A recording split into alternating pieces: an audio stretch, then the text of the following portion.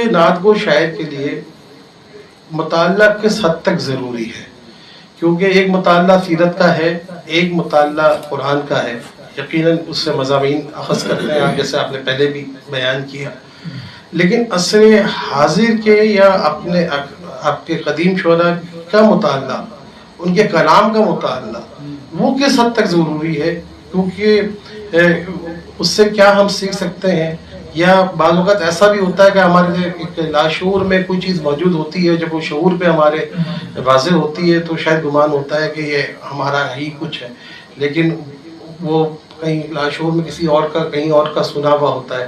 تو ان تمام چیزوں میں مطالعہ کس حد تک آپ کو مدد دیتا ہے؟ ماشاءاللہ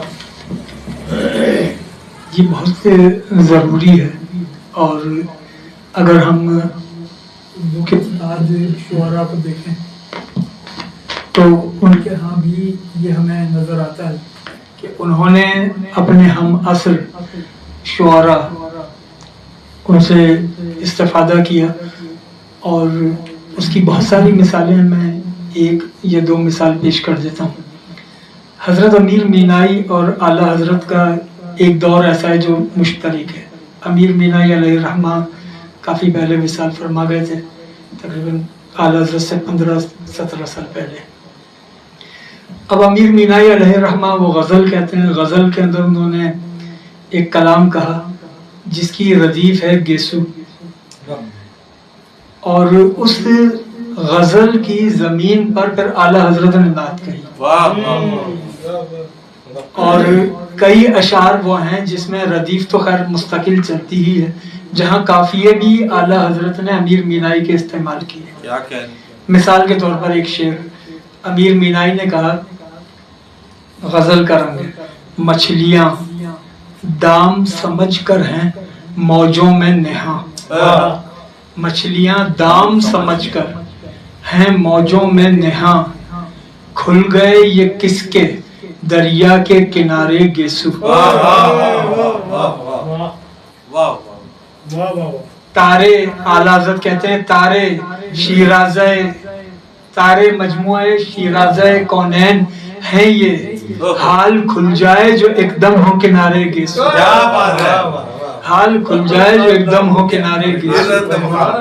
تو اعلیٰ حضرت نے بالکل امیر مینائی کی زمین سے استفادہ کیا، اعلیٰ حضرت نے غالب کی زمین سے استفادہ کیا۔ غالب نے کہا کہ جو یہ کہے کہ ریختہ کیوں کر ہو رشک فارسی، جو یہ کہے کہ ریختہ کیوں کر ہو رشک فارسی، گفتہ غالب اسے پڑھ کے سنا کہ یوں۔ اور اب اعلیٰ حضرت کہتے ہیں جو یہ کہے کہ شعر و پاس شرع کا حسن کیوں کر آئے، لا اسے پیش جلوہ زمزمہ رضا کہ یوں۔ اعلیٰ حضرت نے غالب کی زمین پر کہا، اس میں کوئی اس میں مسئلہ نہیں ہے، جس طرح ڈاکٹر صاحب نے اس کی ایک تہذیب کا ذکر کیا ہے، اس تہذیب کو ملحوظ رکھنا چاہیے۔ اور پھر یہ ہمارے بہت سارے اساتذہ کے ہاں یہ ملتا ہے کہ انہوں نے دوسرے شعراء کی زمینوں پر انہوں نے کلام کہے۔ اب مطالعہ اگر نہ ہوتا اعلیٰ حضرت کا، غالب کے دیوان کا جو کس طرح وہ کہتے ہیں، تو اعلیٰ حضرت کے پیش نظر غالب کا دیوان تھا، اعلیٰ حضرت کے پیش نظر حضرت امیر مینائی کا دیوان تھا، اس لیے انہوں نے کہے۔ اور پھر ایک شاعر کے لیے یہ بھی ضروری ہے کہ جہاں وہ مطالعہ کرے وہاں اس مطالعے کے ساتھ اپنے احساس کو بیدار رکھے، اس لیے کہ ہر صاحب مطالعہ اچھا شاعر نہیں ہوتا۔ اچھے شاعری کے لیے احساس کا بیدار ہونا ضروری ہے، اس لیے کہ مطالعہ احساس سے گزرتا ہے تب جا کر شعر رقم ہوتا ہے۔